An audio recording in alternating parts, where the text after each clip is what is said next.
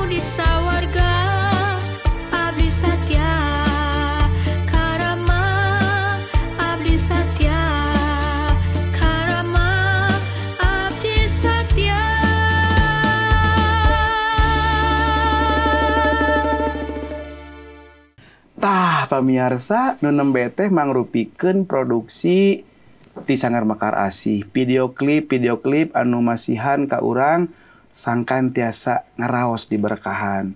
Patali sareng hal eta bobili di pamirsa aya nu ngagaduhan talenta dina bidang seni sora mah enggak. Urang sasarengannya rekaman di dieu di Sanggar Mekar Asih. Pamirsa kalapa ditali rapia cacandakan ti Karawang. Bapak Yusuf Abdi Satya eta paguneman urang. Tah, mangga Kang mohon. Kang urang aya kan gaduh sabaraha patarosan kang diwaler ku Bapak. Pak, abdi heulanya bade naros ka Pak Pur sareng narasumber. Leres. Pak, ieu abdi gaduh patarosan.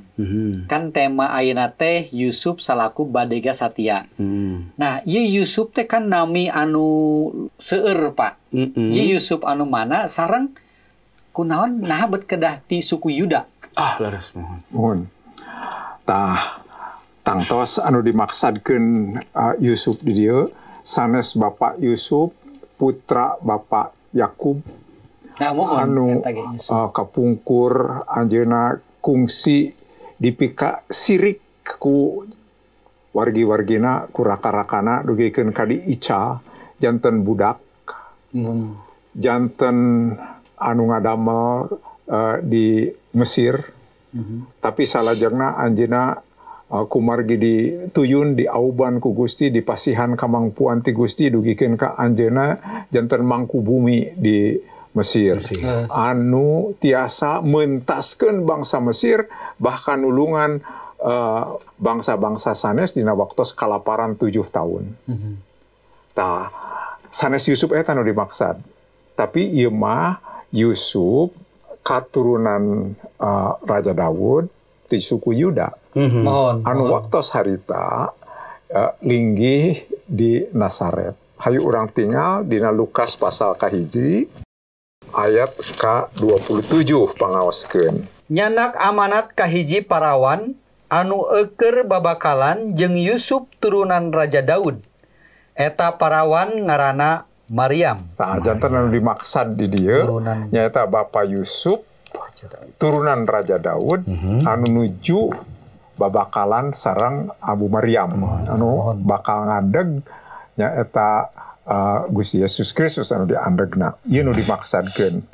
Kunaon kedah ti suku Yuda kumargi aya janji malih mah ieu parantos ngabitan nuju diberkahan ku Bapak Yakub ramana. Bapak Yakub teh putu ti Bapak Ibrahim.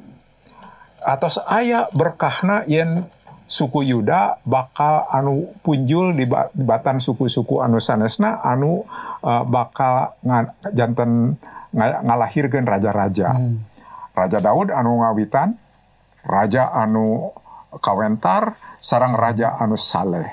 Sanes hartosna anjeunna henteu kungsi midamel dosa, kungsi tapi tobat.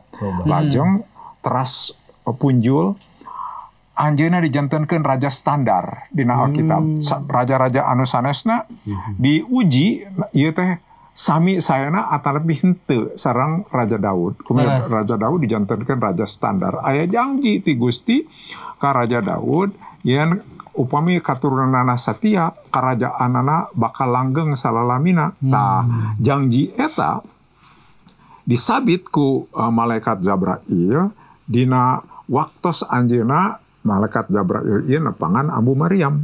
Nyaeta bakal putra anu bakal diandegna teh anu engkena katelah Gusti Yesus Kristus nyaeta bakal didamel raja sakumaha Daud karuhuna. Janten teu tiasa henteu yen kedah ti suku Yuda. Kumargi patula patali sareng nyaeta janji Gusti ka Raja Daud. Anu tos dinubuatkeun di perjanjian lawas eta. Tos dinubuatkeun ku perjanjian lawas malih mati mangsa Bapak Yakub ngaberkahan putra-putra anu 12 sate acan anjeunna ngantunkeun. Tah janten Yusuf eta nu dimaksud. Yusuf anu babakalan sareng Abu Maryam. Dina waktu sensus oge Bapak Yusuf ieu mintonkeun ka eces pisan yen anjeunna ti bangsa Yuda. Kumargi anjeunna dina waktu sensus anu diparentahkeun ku Prabu Agustus Kaisar Romawi, anjeunna wih ka lemburna ka Bethlehem. Nyaeta lembur Bapak Daud, tempat kalahiran Bapak Daud.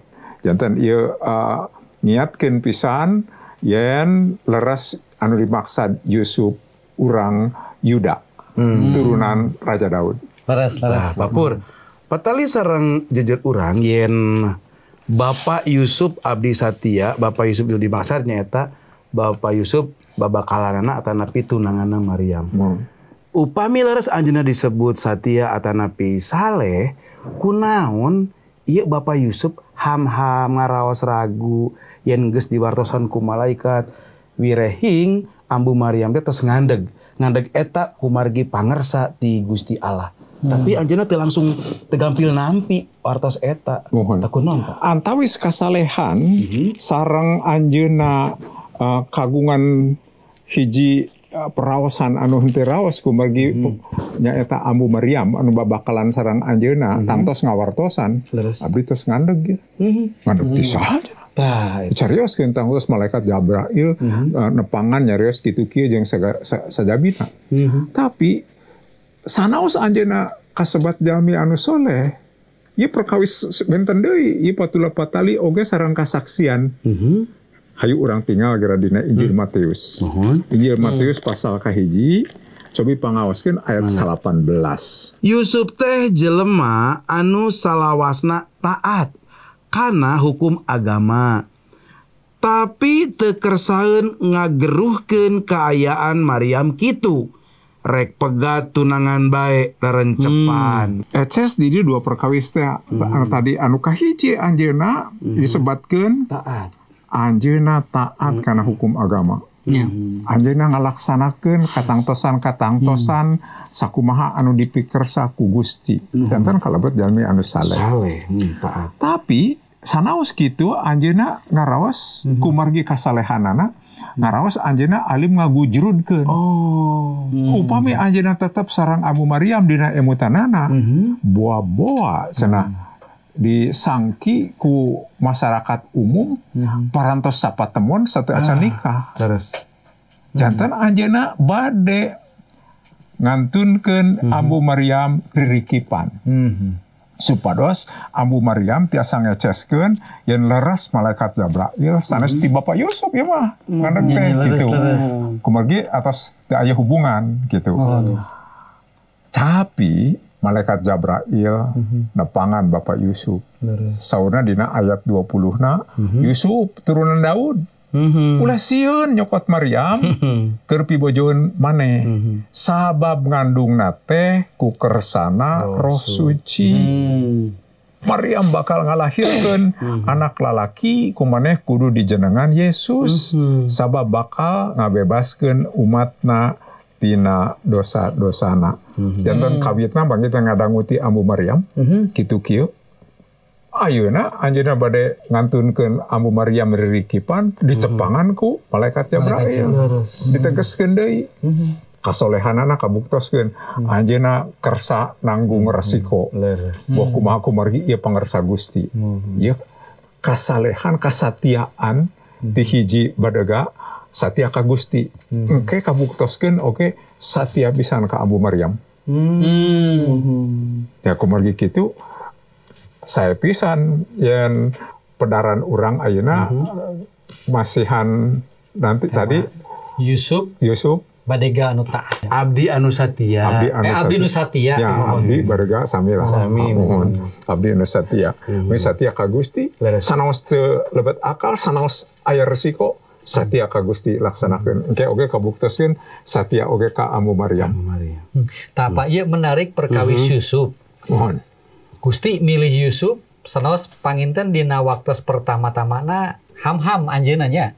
Perkawis Maria. Ham-hamna sanes curiga Maryam buah-buah serong. Tapi patula patali sareng nyaeta kasolehan karakter anu kasaksian anu sae. Mohon eta perkawis eta. Janten keistimewaan Yusuf teh kunaon Pak? Nah, kaistimewaanana anjeunna ngajaga kasucianana sakumaha anu kahartos ku anjeunna. Kumargi ieu mah teu kahartos, kumargi mujijat teh. Kajantenanana, tapi saparantos ditegaskeun ku malaikat Jabrail sanes mung nyumpingan Abu Maryam tapi nyumpingan dirina oge, anjeunna bintonkeun ka satianana. Kedua, hayu urang tinggal dina ayat 24 sareng 25 na. Ieu kaistimewaan Bapak Yusuf oge, cobi pangaoskeun. Sanggeus gugah Yusuf tuluy tumut kana amanat malaikat anjeunna nikah ka Maryam. Tapi henteu waka sapatemon nepi ka Maryam babar. Murang kalihna pameget ku Yusuf dijenenganna Yesus. Ieu luar biasa. Upami dua jalmi perjaka sareng parawan nikah. Lumrah sapatemon. Tapi ieu kedah puasa setahun dah. Setahun dugikeun ka lain. Luar biasa sanes. Satia pisan ka Gusti. Istimewa pisan. Anjeunna kabantos Abu Maryam ngalih dina nuju ngandeg ageng kedah minuhan parentah kaisar ti Galilea ti Nazaret anu di Galilea ngalih ka Bethlehem anu di Yudea. Waktu sarita teu acan aya kereta api, teu acan aya bus, teu acan aya mobil. Abu Maryam nunggang kalde. Bapak Yusuf mapa. Kunaon teu nunggang kalde oge. Rupina kaayaan ekonomina samporet. Kumargi anjeunna di pangubaraan. Kagungan padamelan di ditu. Janten anjeunna angkat cobi. Yuk satia pisan nyerengan Abu Maryam panginten lirena ge sabaraha puluh kali panginten dina lengkah anu sakitu kalebet tebih ku jalan mapah. Tah eta oge mangrupi kasatiaan bager luar biasa. Sareng anjeunna tiasa disebatkeun bertarak satahun henteu sapatemuan sareng istrina. Ieu luar biasa. Ieu kaistimewaan anu luar biasa. Tos jalmi-jalmi seseueurna mah panginten moal mampu seperti itu. Karena tos nikah cenah. Kewajiban. Tapi anjeunna satia. Papur tapi aya hal oge anu ngajantenkeun hiji patarosan sareng silsilahna Yusuf. Margi dina Injil Matius sareng Injil Lukas dijentrekeun ieu benten dua silsilah anu patali sareng karuhun Gusti Yesus nyaeta patali sareng nami ramakna Bapak Yusuf. Tah kumaha pangajelaskeunana ieu? Tah kieu hayu urang buka heula dina Injil Matius. Injil Matius pasal kahiji disebutkeun yen dina turunan ieu ngawitan ayat kahiji ieu daftar karuhun Yesus Kristus turunan Daud. Ari Daud teh turunan ti Ibrahim. Saurna Ibrahim turun tumurun ka Raja Daud. Salajengna diseratkeun di dieu nami-nami karuhun aranjeuna sanes. Tah salajengnya disanggemkeun oge di handap dina ayat ka 16 cobi pangaoskeun ayat 12 ka 16 we tah. Unggalna kieu ti sanggeus diboyong ka babul nepi ka medalna Yesus turun tumurun ti semet Yoyakin, Sealtiel, Serubabel, Abiud, Eliakim, Asor, Sadok, Ahim, Eliud, Elasar, Matan, Yakub, Yusuf. Yusuf nikah ka Maryam. Maryam ngababarkeun Yesus anu diserebut Kristus. Yusuf ramana Yakub sana. Yakub di dia. Tapi benten sareng Yusuf anu kaleresan nami ramana oge Yakub. Ayeuna urang tinggal dina Lukas pasal 3 ngawitan ayat 23. Di dia disanggemkeun cobi pangaoskeun ayat 23. Yesus ngawitan barang dama. Ari yuswana kira-kira geus 30 tahun. Cek jalma rea anjeunna teh putra Yusuf. Ari Yusuf putra Eli. Tah, iya di dia ramana Yusuf Eli saurna. Tah, kunaon tiasa benten. Kieu anu dimaksudkeun dina Injil Lukas eta silsilah karuhun Gusti Yesus Kristus diserat dumasar kebiasaan tradisi Yahudi. Eta di garis turunan Tirama. Oh, Tirama. Janten leres Bapak Yusuf kagungan Rama namina Yakub. Injil Lukas tradisinya benten. Diserat ku Lukas kangge jalmi-jalmi anu percantan ka Gusti Yesus Kristus anu kawitna orang Yunani. Orang Yunani. Jantan dipintonkeun di dieu anu langkung utami Maryam. Jantan tokoh Maryam anu ngababarkeun Gusti Yesus Kristus. Ari Eli teh ramana Maryam. Jantan Eli teh mertua Bapak Yusuf. Jantan anu diurut di dieu anu katelahna Yesus katelah disangki ku jalmi-jalmi putra Bapak Yusuf. Bapak Yusuf teh minantu Bapak Eli. Bapak Eli teh nyaeta putra Matat putra Lewi jeung saterasna. Kitu. Janten perbentenanana didinya. Sanes ieu papa limpang tapi benten garis turunan. Pasal 3 Lukas numutkeun garis turunan ti Ibu Maryam. Ti ibu berarti matriarlineal. Sanes teu disebutkeun matriarlineal. Mung katokohanana utamikeun. Kumargi orang Yunani miharep atau ngidolakeun tokoh-tokoh. Jalmi-jalmi anu kalebet jalmi anu piconto. Da janten Ambu Maryam anu ditegeskeun di dieu. Gitu. Kumargi kitu malaikat Jabrail dina Injil Lukas nepangan Ambu Maryam. Dina Injil Matius nepangan Bapak Yusuf. Mohon. Ya perbentenanana. Kitu tentu. Padahal iki dipengaruhi ku tujuan penulisanana nya panya. Tujuan penulisanana sareng saha anu di pasihan eta serat. Leres.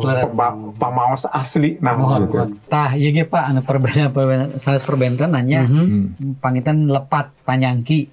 Dina kitab Markus, kitab Injil Markus, Gusti Yesus teh tukang kayu. Pan tukang kayu mah Yusuf sanes Ramana Gusti Yesus. Coba pamukakeun dina Markus 6 ayat 3. Lain tukang kayu tea manehna teh anak Maryam dulurna Yakobus, Yusuf, Yudas jeung Simon. Dulur-dulurna nu awewe oge di darieu lain. Jadi didinya mah anjeunna ditolak. Gusti Yesus waktu sarita ku rencang salemburna diwagal teu ditampi. Kumargi terang ti alitna. Ieu teh si tukang kayu teh ya. Janten Gusti Yesus katelah tukang kayu. Tadi saur pasam dina Injil Matius pasal 13 anu tukang kayu teh Bapak Yusuf. Ieu sanes papalimpang henteu. Rupina padamelan pertukangan kayu mangrupi padamelan sabondoroyot katurunan tiasa janten ieu kawitna ti ramana Bapak Yusuf Bapak Yakub teh lajeng diteraskeun ku putra cikalna Bapak Yusuf ti Bapak Yusuf ngalatih putra-putrana janten Gusti Yesus oge katelah tukang kayu. Lumrah di mana-mana di dunia turun-temurun. Mohon. Bapakna tukang kayu, putrana tukang kayu, incuna tukang kayu, tukang abatik turun-temurun. Balik mah aya nulkeun ka 10 turunan. Leres. Anu ngawarung terus itu dilungsurkeun tukang tani. Gitu sami. Malih mah tukang pijat oge kitu kan. Ya lungsur kamu. Ieu janten mangrupi usaha keluargi. Janten ieu sanes papalimpang, tapi pertukangan kayu rupina mangrupi usaha kulawargi. Janten lungsur ti sepuh ka putrana jeung saterasna. Leres. Janten hal alit ieu sanes hal anu papalimpang. Tapi Injil Markus negeskeun yen Gusti Yesus oge parantos janten tukang kayu. Dina Injil Matius anu langkung ditegeskeun sepuhna yaitu Bapak Yusuf tukang kayu. Leres. Jantan dua anak tukang kayu. Tukang kayunya, Pak. Jantan Boh Yusuf, Boh Gusti Yesus tukang kayunya profesi harita. Lajeng Pak, non rupi anu diguar digunemkeun ku urang ayeuna naon larapkeunana kanggo kahirupan urang salaku umat Gusti dina sadi dintena itu. Bapak Yusuf tiasa dijantankeun tokoh anu tiasa jantan teladan kangge urang, teladan kangge urang. Ya eta hiji jalmi anu satia ka Gusti, anu satia kana pangersa Gusti, sanaos kedah anjeunna kangge bahasana mah nyangkal diri. Oh, menyangkal diri. Nya eta duikeun ka ridho tarak. Kumargi pangersa Gusti anu kedah janten. Janten ieu hiji perkawis anu endah kangge urang upami ngiring Gusti ulah ngetang rugel atanapi untungna. Tapi ieu kabagjaan ngiring Gusti teh hiji kabagjaan dipintonkeun ngalangkungan Bapak Yusuf sanaos anjeunna kedah kurban tapi anjeunna tetap satia. Satia leres-leres kangge kamuliaan Gusti. Satia ngabantos Ambu Maryam dugikeun ka ngababarkeun. Tantos anjeunna nu nyayagikeun resiko. Nah, memang anjeunna kan tadi disanggemkeun ngalih atanapi uih kalemburna ti Nazaret ka Bethlehem henteu kangge kalde dua anak kumargi sampuret artosna dina waktos di dugi ka Bethlehem anjeunna oke tos teu aya deui kangge milarian tempat anu lapung merenah komo deui di piwarang ngungsi ka Mesir tapi Gusti tetap nyekapan ngintun orang-orang Majus dugikeun masihan emas, mur, sareng kemenyan. Eta tiasa janten bekal di pangungsian. Leres. Upami urang satia Gusti anu bakal nyakapan. Luar biasa. Leres. Aduh, ieu Pak, munel pisan dicaroskeun ku Bapak perkawis Yusuf badega anu satia mugia ieu tiasa ngabantos pamiarsa napi urang-urang sadaya kiat yen Yusuf teh dianggo ku Gusti kangge ngamuliakeun nami Gusti. Mohon. Mung sakitu pamiarsa paguneman dinten ieu dina acara Gendra Kahuripan mugia ieu jandan berkah nyiapkeun urang sadaya ngartos kana persiapan mayunan dinten Natal kalahiran Gusti Yesus Kristus. Pak abdi nyuhunkeun doa. Mangga. Nu nama anu agung nu mulia anu Rahman sareng anu Rahim atur nuhun anjeun parantos awidian abdi-abdi sadaya magunemkeun patali sareng Bapak Yusuf. Pamugi nun Gusti berkah anjeun nyarengan ieu paguneman janten berkah kangge pamiarsa sadaya janten kamuliaan kangge nami anjeun. Nami anjeun teras dimuliakeun nun ama dilebet nami Gusti Yesus Kristus. Amin. Amin. Hatur nuhun. Sami Gusti ngaberkahan.